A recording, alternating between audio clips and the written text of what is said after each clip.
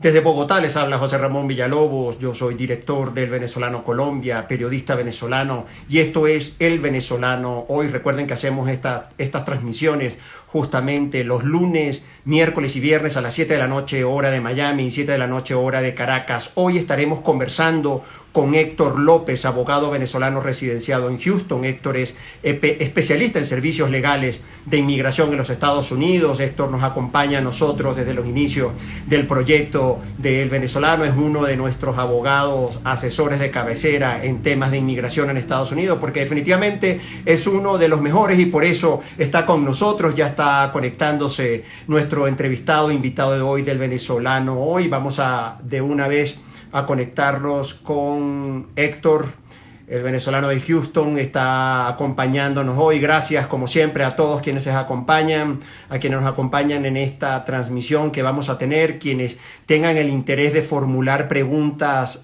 para Héctor, ya va que no veo, todavía no me aparece, ahora sí.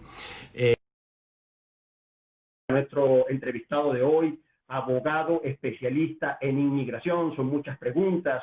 Cada vez vemos más frecuente. Héctor, muy buenas tardes, bienvenido.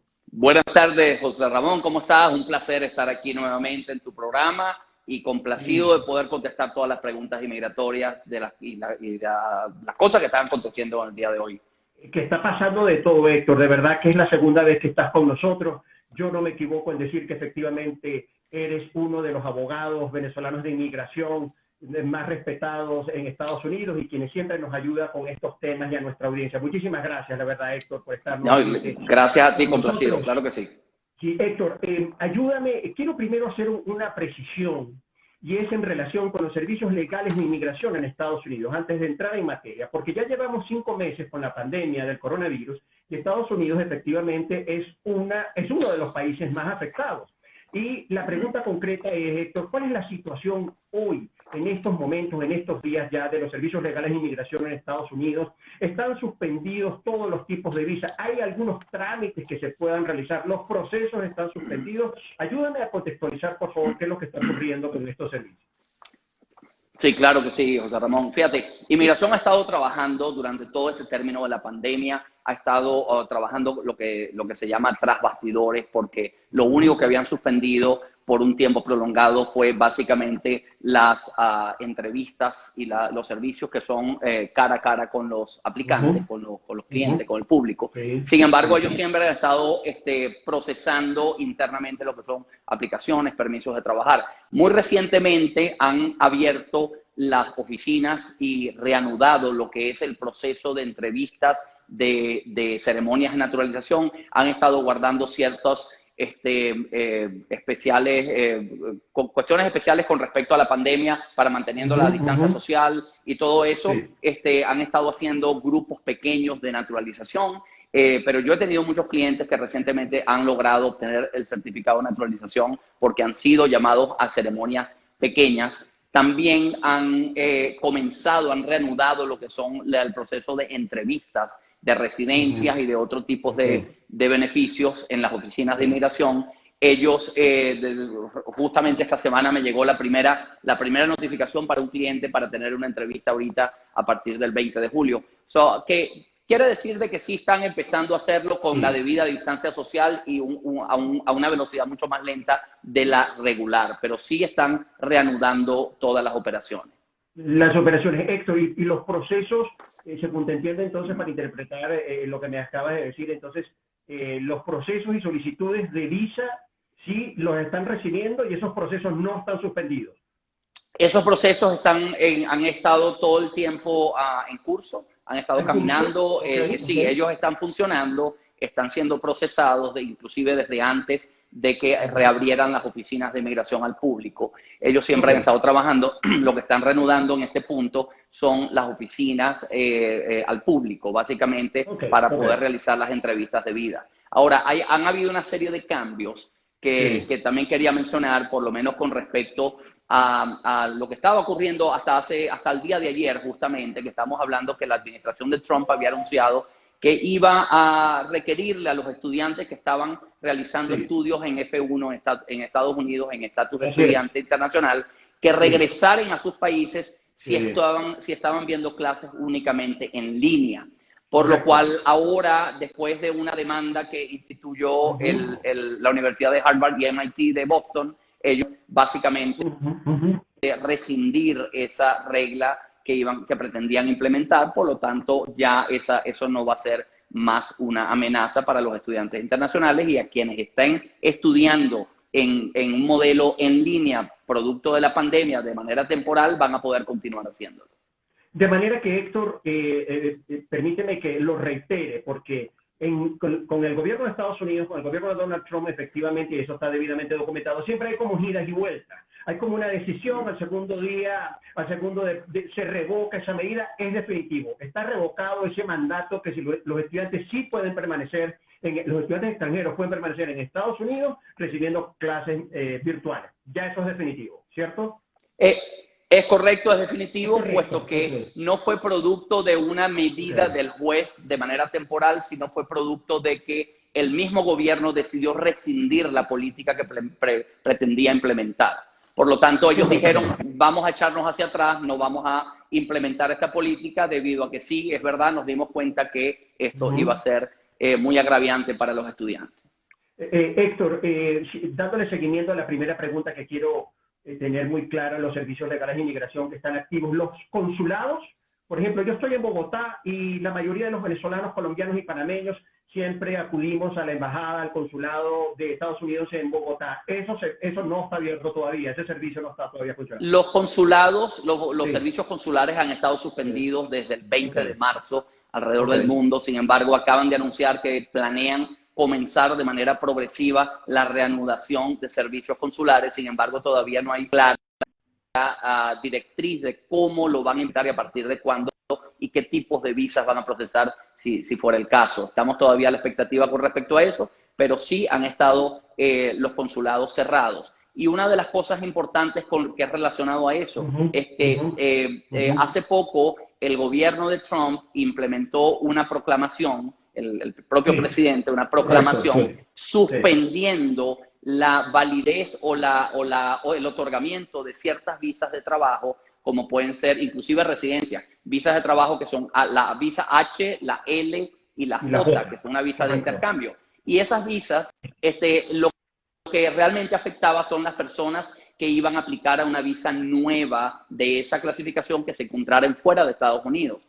Mi posición con respecto a eso es que siempre, a pesar de que no existiera la proclamación, de igual manera las personas no hubieran podido obtener esa visa, puesto que los consulados están de todas maneras cerrados por producto de la pandemia, por seguridad. Entonces realmente es una proclamación que yo le veo un poquito más de tinte político, más de una implementación de impedimento como tal. Ellos dicen de que planean, con el objetivo de proteger el mercado laboral local, planean preservar unos 525,000 empleos de americanos, evitando que estas personas entraran a los Estados Unidos. Sin embargo, existe en este momento esa proclamación que va a impedir a que esas personas, aunque reabran los consulados, puedan sellar las visas, y va a estar en vigor hasta el 31 de diciembre de este año.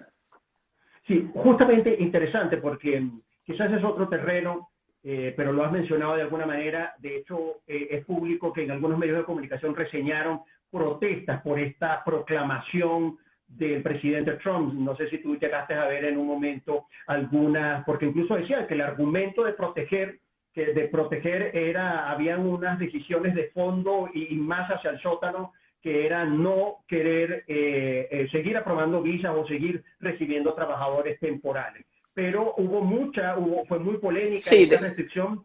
Sí, te escucho. Complétame la idea, por favor, Héctor. Gracias. Sí, definitivamente hubo siempre fue recibida con mucho desacuerdo, con mucho descontento de parte de los aplicantes y del gremio y de compañías en general, porque las grandes compañías de tecnología que están basan su personal muchas veces en profesionales especializados extranjeros que están en el área de tecnología, en el área de IT específicamente. También tenemos muchas empresas transnacionales que se transfieren a sus empleados entre una filial extranjera y la filial americana, muchas veces para proveerse soporte interno. Ellas ahí van a ser las más afectadas en ese tipo, con Correcto. respecto a ese tipo de proclamación. Entonces, por supuesto, eso no fue muy bien recibido en ese gremio. Sí, Héctor, tú que manejas información siempre de primera mano y asociado con los temas de inmigración en Estados Unidos, ya vamos a hablar algo relacionado con las nuevas reglas para el empleo de los asilados, pero te hago primero una pregunta macro y es, a propósito de la pandemia, ¿tienes información de que se vayan a cambiar y se vayan a redefinir algunas normas y mandatos migratorios en Estados Unidos que nos pueda afectar, por ejemplo, a los latinoamericanos? Mira, en general hay muchos cambios que están ocurriendo en este momento y en algunos casos el gremio está diciendo de que están utilizando la pandemia como una excusa para poder implementar ciertas nuevas reglas y cambios de rechazar por lo menos la gente que está aplicando al asilo en la frontera debido al cierre de la frontera en relación al coronavirus. Ellos están diciendo de que las personas que se acerquen a la frontera a pedir asilo van a también a ser susceptibles de rechazo de esta aplicación si es que ellos vienen de algún país que tenga una alta incidencia de infección, si se quiere, de lo que es el coronavirus. Entonces, ellos están, de cierto modo, utilizando la justificación de la pandemia para poder rechazar algunas de las aplicaciones que podrían ser, en su mayoría, legítimas, sin embargo, no van a poder ser escuchadas. También tenemos en relación al tema, ya que estamos hablando del punto del asilo, es importante lo que mencionaste con respecto a los permisos de trabajo, porque hay una nueva regla que van a implementar con respecto a los asilos que le va a las personas que hayan entrado ilegalmente a los Estados Unidos poder siquiera optar a un permiso de empleo a raíz de una petición de asilo pendiente, ya que por el hecho de haber entrado ilegal. También a esto le vamos a sumar el hecho de que están expandiendo de 150 días a un año de tiempo de espera antes de que puedan aplicar al permiso de empleo después de haber solicitado el asilo.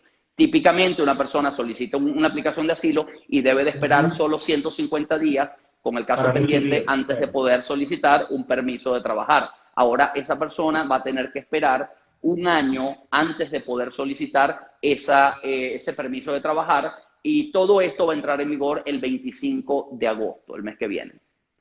O sea, pues eso es inmediato y la verdad que lo estamos mencionando así de una manera, vamos a decirlo así, noticiosa, pero el impacto que tiene, esto afecta a muchísima gente, Héctor, y el 25 de agosto eso prácticamente entra en vigencia en 2 o 3 semanas. El impacto de esta medida, exacto. ¿Qué nos dices?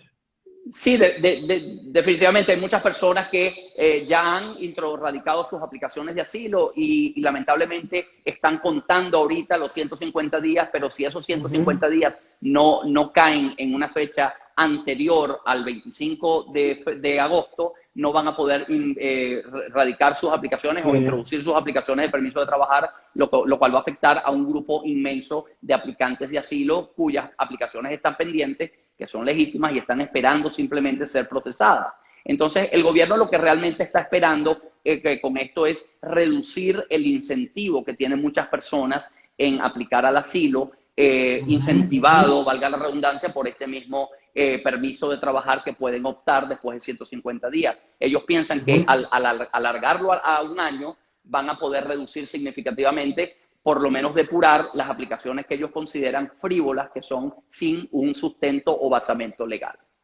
Sí, Héctor, yo voy a reproducirte una pregunta que nos hace, gracias, aprovecho para felicitar, saludar, celebrar realmente quienes nos acompañen en el Venezolano hoy, siempre los lunes, miércoles y viernes en esta transmisión del Grupo Editorial del Venezolano. Héctor, nos están diciendo, para las personas que nos toca renovar, ¿cómo queda eso? Según entiendo, la renovación del permiso de empleo.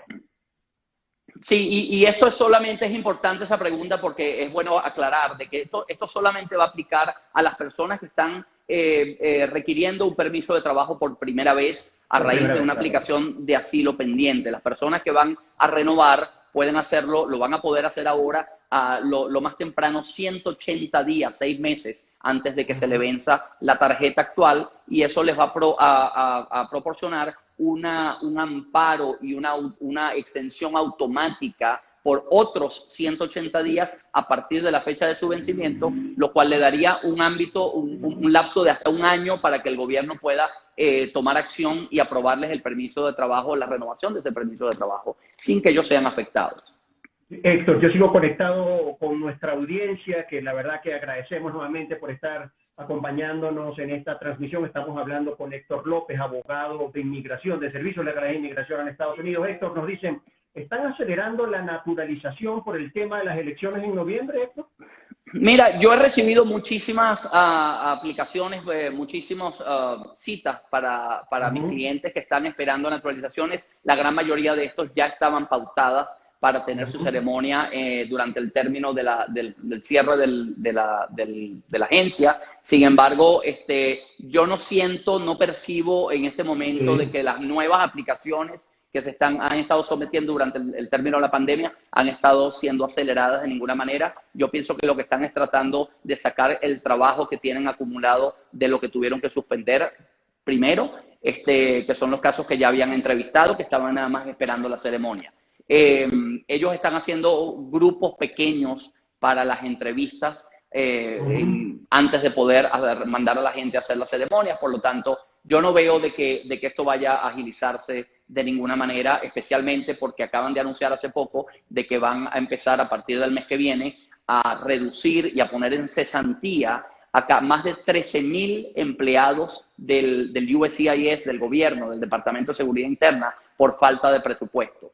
Por lo tanto, esto es algo que aparentemente el tema de la pandemia ha afectado a todos, incluyendo a la Agencia del Estado, cuyo soporte financiero era primariamente el resultado del costo de las aplicaciones de que las personas envían. Esto es una de las pocas agencias que funciona sin el soporte de fondos del gobierno de manera directa del gobierno federal, sino que ahora en esta situación están pidiendo ayuda, necesitan 1.2 billones de dólares para poder rescatar o ameliorar el déficit que tienen, y producto de eso lo van a poner en cesantía más de 13,000 empleados, lo cual se puede estimar de que va a bajar aún más la capacidad de ellos de poder procesar los casos, y va a aumentar entonces consecuentemente los tiempos. Gracias, Héctor. Héctor, seguimos conectados. Tenemos muchas preguntas de nuestra audiencia del venezolano hoy. Un tema de interés para todos. Ya nos los ha dicho, pero por favor, ya lo dijiste, pero por favor, ayúdame a precisar. Quienes introduzcan la solicitud de asilo antes del 25 de agosto, ¿también tendrán que esperar un año? Sí, de hecho, si una persona introduce la aplicación de asilo hoy, tendría que esperar típicamente 150 días antes de poder introducir el permiso de trabajo. Por lo tanto, no hay tiempo. No hay tiempo de que esto ocurra. Los 150 días tienen que haberse cumplido antes del 25 de agosto para que no le aplique la nueva regla. Por lo tanto, cualquier persona en este momento que aplique ya le va a aplicar la nueva regla, puesto que los 150 días caerían después del 25 de agosto. Abogado, ¿cómo me doy cuenta que me aprobaron la extensión del estado de turista por la pandemia? Las personas tienen que introducir una aplicación, bien sea en línea o por correo, y ellos le van a generar de recibo. Con ese número de recibo, ellos pueden ingresar a la página oficial del gobierno, del uscis.gov, y ellos allí pueden ingresar el número de caso y le va a indicar cuál es el estatus. Sin embargo, eso es algo más bien como de cortesía, porque ellos van oficialmente a notificarlos por correo a la dirección que ellos proveyeron cuando aplicaron. Gracias, Héctor, por estar respondiendo. Sí, claro que sí. Sí, son inquietudes de nuestra audiencia, y el periodismo es eso, darle la soberanía a nuestra audiencia, darle la palabra a nuestra audiencia. Soy venezolana y estoy para febrero para corte, para asilo. Mi hijo es costarricense, esto puede afectar mi aprobación al asilo. Ambos papás somos venezolanos sin ninguna otra nacionalidad. Se entrecortó un poquito cuando estabas leyendo la pregunta y no la capté completa. La verdad que Amira, si puedes, me quedó muy claro tu pregunta, si puedes formularla nuevamente. Dice, la frontera. ¿Cómo está la situación de la frontera, Héctor, en estos momentos? Sí, en estos momentos está cerrada la frontera. Básicamente ellos no están está cerrada debido al coronavirus, ellos no están recibiendo solamente movimiento exclusivamente necesario y comercial, pero no de tránsito libre en este momento. Las personas, como había mencionado, que están planeando aplicar al asilo, no es buen momento ahorita, las están echando hacia atrás y las están colocando la mayoría en el programa MPP o simplemente las están rechazando.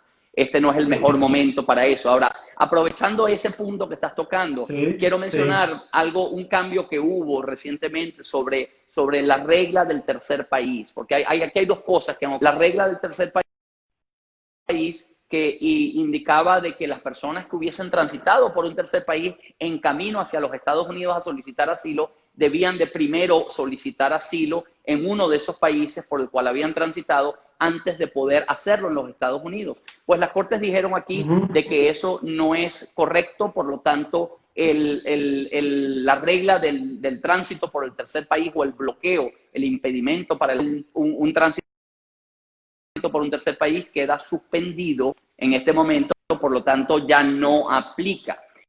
Lo tenemos por un lado, y por el otro tenemos que hace ya el año pasado, o un año o dos, si no me equivoco, habían implementado una regla que habían suspendido porque se estaba peleando en las cortes, en donde el gobierno va tratando de implementar una regla de que si una persona tenía menos de 2 años en los Estados Unidos, le podía aplicar un proceso de deportación expedita, no importa si hubiese entrado legal o ilegal. Si la persona ya se quedó sin estatus y estaba en los Estados Unidos y tenía menos de 2 años, ellos querían, en el proceso de aceleración de esas deportaciones masivas que planeaban hacer, querían aplicarles una sección de la ley que permite al gobierno realizar lo que son deportaciones expeditas, en donde la persona no tiene derecho ni a un abogado ni a ver un juez para pelear su caso. Básicamente lo declaran deportado en base a la violación y le firman la orden de deportación y lo remueven,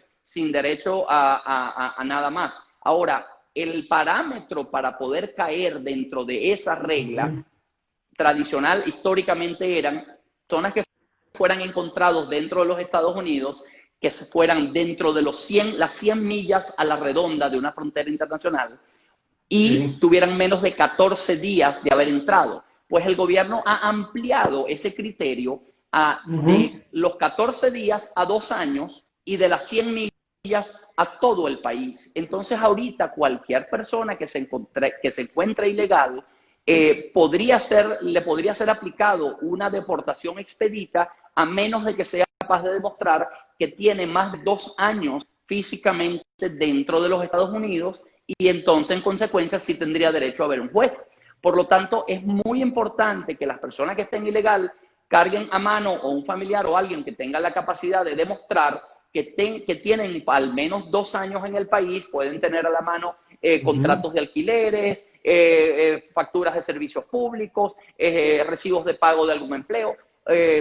Eso es la única evidencia que les va a permitir evitar de que los ingresen en un programa de deportación expedita que es bastante severo y restrictivo. De acuerdo. Héctor, queremos a un hijo costarricense. Nos refirieron a corte, esto puede afectar para la aprobación de mi asilo. Ambos no poseemos otra nacionalidad. Somos venezolanos, según entiendo. No, si los hijos son los costarricenses, no debería de afectarles. El aplicante principal primordialmente es el que debería de no tener ni otra residencia en un tercer país, ni otra ciudadanía, o su cónyuge, porque a través de su cónyuge muchas veces las personas pueden recibir esa oferta de ciudadanía o de residencia en ese otro país. El gobierno puede tomar la posición que pueden irse a vivir a ese país de manera segura. Pero los hijos es normalmente, cuando son menores de edad, es más difícil de que puedan transmitir beneficios inmigratorios ascendentemente. Héctor, la verdad que llueve las preguntas, las inquietudes, siempre es un tema que tiene mucha tela que cortar. Tenemos aquí, bueno, naturalmente nuestra audiencia venezolana dice: tengo mi caso de asilo en corte y quedé preseleccionado para la visa de diversidad. ¿Qué me aconsejas que debo hacer? Soy venezolano. Sí, una de las particularidades de la visa, de la lotería de visa, que es a la que se refiere la lotería de la diversidad de visa, es que la persona tiene que tener un estatus legal para poder aplicar a la residencia, si es que lo va a hacer desde adentro de los Estados Unidos. Una persona que ya está en corte precisamente por no tener un estatus, y la única manera que podría procesar un beneficio como ese sería saliendo de los Estados Unidos y procesando un consulado. Aquí tenemos siguientes. Uno, que antes de irse tendría que pedir una salida voluntaria de la corte, cerrar el caso de corte y con una salida voluntaria retirar el asilo e irse para poder procesar en su país, o en este caso va a ser en Bogotá si la persona es venezolana. Va a tener que procesar consularmente en el momento que le llegue el turno, de acuerdo al boletín de visas, que va a indicar cuándo le corresponde el turno de acuerdo al número de seleccionado de la lotería.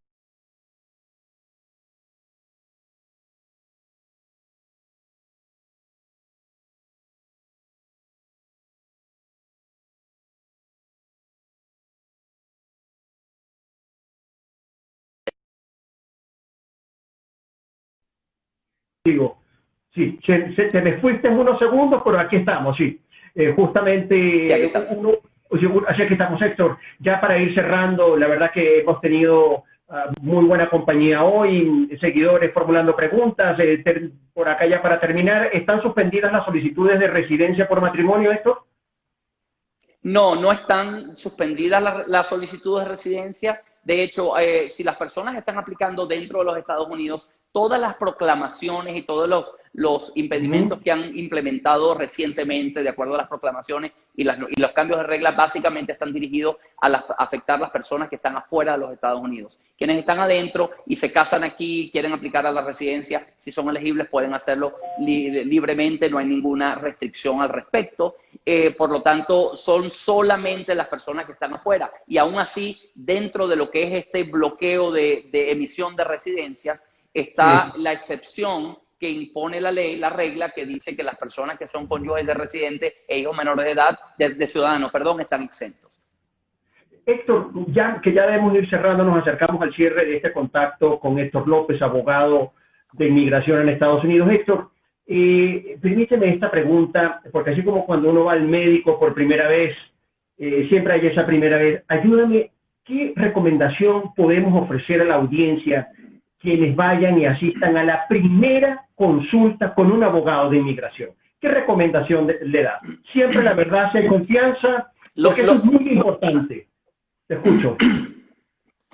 Sí, el tema de elegir un abogado es un tema súper importante, porque es la persona que te va a llevar de la mano del proceso, la persona con quien el cliente tiene que sentirse a gusto, en confianza, y en quien tiene que confiar en su pericia. Porque cuando una persona va a un paralegal o una persona que no está acreditada, eso es en muchos casos un problema, porque está lidiando con personas que no tiene y no se está ajustando en base a una regla de conducta profesional adecuada. Muchas veces no tiene el conocimiento y termina haciendo actuaciones o aplicaciones por esa persona que son incorrectas o no están hechas de la manera adecuada, que resultan en un cierre del caso, en una cancelación o en una deportación.